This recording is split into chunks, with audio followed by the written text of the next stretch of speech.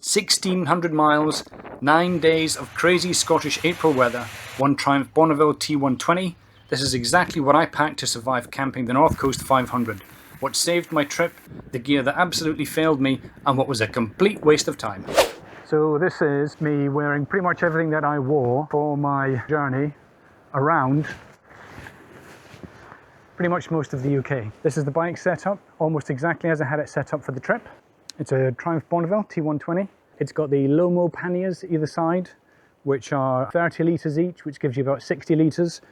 And then there's the Enduristan duffel on the back, another 40 litres. So in total, I've got 100 litres of capacity here, plus the day sack, and then onto the back parcel shelf at the back, my tent. What I'm going to do is unpack everything just as I would as though I've just come to my campsite, set everything up, go through how I set up and why it's set up on my bike the way that it is. So by the end of this, you'll see how I packed it, you'll see what I took that was brilliant, what I took that was rubbish, what I would leave behind, what broke, what didn't work, and what was a lifesaver. Now, underneath this jacket, I still had my warm liner in, and I had multiple layers underneath because it was April. This is a reshoot jacket, which I've had for years. We gave it another quick waxing before I left, and it was completely waterproof, perfect. Not a single problem with this jacket. It was amazing, still amazing after years. And I'm not sure what the design is, I'll dig that out, but it's an Australian company. Again, still completely waterproof after years. Liner in it as well, toasty warm. These boots are Italian. These are the Falcon Aviator ankle boots. These are waterproof. So helmet off, hottest clothes off, first things first. Vango Galaxy 300. A huge tent for just me, but you'll see why I took it. Not exactly the best place to be throwing up a tent, but in the interest of just giving you an idea. Here is the tent itself. Now what I did when I put it away last time was take all my tent poles, put them away and put them inside the center of the bag by rolling the tent up using my tent poles, which means that now, although you can never roll it all the way out, it does mean that that was a lot quicker than it could otherwise have been, and I've got an idea of how far back the tent's going to go. Here's a quick time lapse of me putting the Vango Galaxy up at Skourie campsite.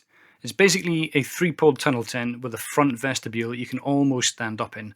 I'm 5'10", and if I stand up in it, my head is just pressed against the ceiling a little bit, but it is possible.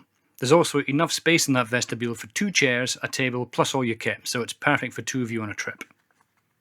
For those of you with a good eye who happen to be looking at their watches or clocks for how long it took me to put this up, that was exactly 2 minutes and 12 seconds. And then this is the inner going up, and you can see that I've used that poncho as additional ground insulation here and water protection for the base of the inner of the tent. This gives you an idea of how much room there is in this tent. If I stand up completely straight, I do push the top of the tent a little bit, but only a little bit. So much space in here. It's fantastic for when the weather comes in and there's nothing to do but sit and look out these lovely little panels at the rain and perhaps have a beer or pizza. The next thing is to get my kit off the ground and into the tent. Next up is the Enduristan bag. Now, I've left off the straps on here because I'm not using them at the moment. I only use them when I'm touring, but I use the rock straps, which are fantastic. I used to use bungees, the normal military issued bungees that we get in abundance, but they have a tendency to be quite old, the ones that we get, and they fray and they lose their stretch, but also they're metal hooks at the end, which means it's really bad for any paint jobs if you've got it against metal. So rock straps are the way ahead. Enduristan duffel, I can't tell you how good this thing is. It's completely waterproof, great carrying capacity, really, really rugged and tough. Let's get it emptied into the tent. The Enduristan bag first of all, and this is where all my stuff, which would be just for setting up for the sleeping area, would be. And the first thing on the top, lambskin, woolskin, lambskin, woolskin, lambskin, maniskin. It's exactly the kind of thing that's ideal for putting your knees down on when you just get somewhere, if you're a little on the older side. A sleeping bag, and in here is my Highlander R11 Arctic thermal mat. Also from Highlander, the Banshee inflating machine. But while that's inflating and doing its thing,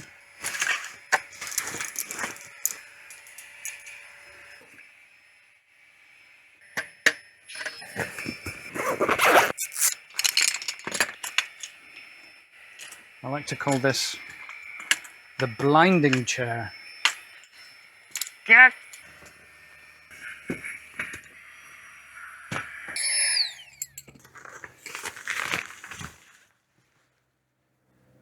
And this is so good. Such an insulating machine. Have a guess where the sleeping bag comes from?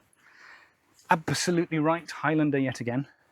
This one is 7 to -3 degrees is what you're supposed to be able to use it in, and it was perfect. I did not have a single cold night. In here, again, these are the sorts of things that people will tell you are luxury items. An inflatable pillow.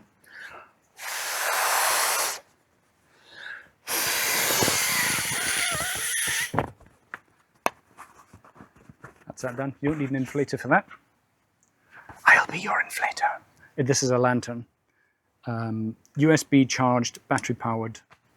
Kind of yellowish light, orangey light, white light, and then a mix of the both. This is a long, I've wound this up because I was hooking it. I've got a hook up here. I've got hooks there. This tent has various hooks all the way, all over the place that you can hook these things to. I would suggest you always have a head torch, no matter what else you're packing. If I had a choice of only one light, it would be a head torch. The two other things that I have in here, this is an issued poncho, and I've brought this for two reasons. One, in the worst case scenario that my tent gets completely blown away, which nearly happened, I've still got the ability to continue camping, continue traveling by just using my poncho and a couple of expandable poles. So these you can use to make various kinds of A-frame poncho. But as well as that, I can take this out, fold it in half and put it lengthways underneath the tent here to give a little bit more insulation and a bit more protection for this kind of ground sheet. Just gives it a bit more life. And it's a handy thing to have with me. Again, do I have to bring it? No, I don't have to bring it. All my motorbike kit goes inside here so that it's in with me. It's not getting bugs crawling on it, slugs crawling into my helmet. Now that the tent is livable, it's emptying these panniers. And one thing that I advise, yes, these Lomo panniers are superb and completely waterproof once you've rolled them and sealed them properly. But if something were to puncture, then the stuff's getting wet inside. So everything that I've got inside here is also inside another waterproof bag. The beauty of being able to keep all of your stuff in one waterproof bag like this is that you can just lift and shift it straight out of the pannier, straight into the tent. Two separate bags of toiletries, a bar of soap, toothbrush, toothpaste, shaver. In here I've also got my neck fleece, my neck warmer for when I'm on the bike. I have my electricals, which I only use when I'm inside the tent. I have a really good recharging power pack, hard drive. There's the GoPro, normally attached to the helmet. So also in the bag, and again, I think I overdid it. 3 days worth of clothes. There's a jumper in there as well. Frankly, that's, I think, too much. You can get away with 2 pairs, but you take with you what you need to take. I found I was able to use washing machines and things, so that I was very quickly turning around my dirty stuff to my clean stuff, so I didn't need to bring anywhere near as much stuff. But it depends on where you're going. Having a day sack on your back means that you can throw things in there if you're doing a quick shop. It also means I have things like my drone, very handy, and I have a much nicer camera for taking nicer pictures. And this was the drone that I used. This is the now very old DJI Mavic Pro, the original one. If I was to do this trip again, I wouldn't bother bringing this because the batteries are on their way out, but lessons learned. So here's just very quickly the method that I used for my data when I was on tour. Very simply, you take your memory card out of your whichever devices you're using and stick it into this little adapter. This adapter then fits straight into the bottom of your phone. You can then take the data off the card onto your phone, clean it and empty it, put it back into your whichever device it is you're using, and you can then use one of these small, that's a terabyte hard drive, and I can just plug that straight into the hard drive and back up whatever I've got on the phone straight onto the hard drive. Frees up all the space on my phone, frees up all the stuff, job done. Now let me put this stuff away. The cooking pannier bag. I'll try and do this quickly. Cooker, fuel, heat mats, standard pot, collapsible bowl, frying pan, plate, 1-pack KFS, knives, forks, spoons, tongs, a ladle, drying, cutting board, a small section of a scouring pad, and another wooden spatula. 1 lighter, 1 flame-proof mat. Very simple. This is my cooker. And out of all of this, I never used it once. I didn't touch it. I didn't even take it out of the bag. When I get to the campsites, once I'd set everything up, the first thing that I wanted to do was get all my data off the cameras, all the media files, somewhere safe, because I didn't actually have a lot of, I only had 2 memory sticks, 2 memory cards. I found that getting a chance to get in and taste the local food actually outweighed the novelty of cooking for myself. There's food there that you just don't get down here. The Store and Away black pudding is a perfect choice. And I think wherever you go, you should be thinking about enjoying the local food, enjoying the local cuisine, put some money into the local economy, show some love, and get a taste of those local foods, because, you know, 11 times out of 10, it's going to be far better than whatever I'm putting in a frying pan here. So here's just a quick shot that I wanted to show inside the tent. It's super cozy and super comfy. Over on this side here, you can see where I've got my day sack, helmet, all my motorbike kit, which would be there. I'd have my other bag there, which would have all the clothing, my little clothing bag that's there, and it'd have a book in it. Perfect for when I met up with my friend on his Harley Davidson, Rory, because he was then able to just jump in here. We could bring a kit in here, left a little bit out here, and it was ideal. Perfect. But yeah, this is a fantastic camping tent for a motorbike. One lesson learned, and a valuable lesson learned for me, was I had the old Quadlock charging cable. The problem with it is it's not waterproof. When I got hit by the snowstorm, water ingress between my phone and that cable put my phone on the fritz, which meant that all my navigation went down as well. I replaced that old mount with this one. This is the Quadlock wireless charging cable. The whole thing is completely waterproof, worth every penny. I've tested it. I've already ridden with headphones on, music playing through this, GPS, the works. fantastic. So this works very well. Great upgrade.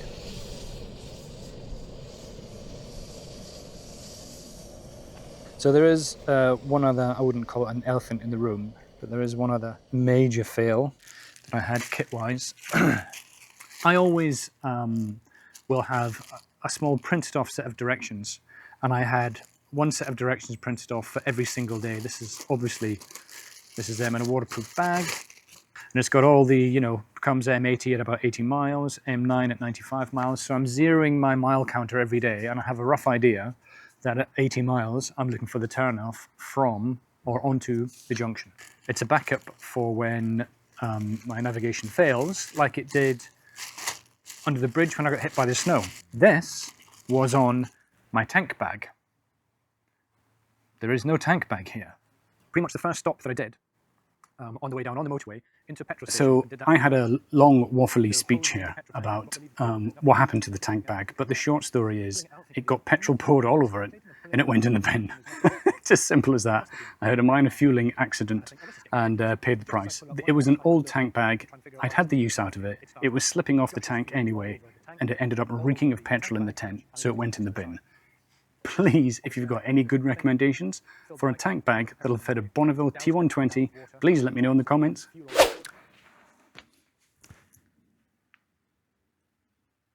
And this is everything that I took with me. If you have any questions about the gear I've shown you, or my NC500 tour, just drop it in the comments below and I'll try and answer you. Thanks for watching.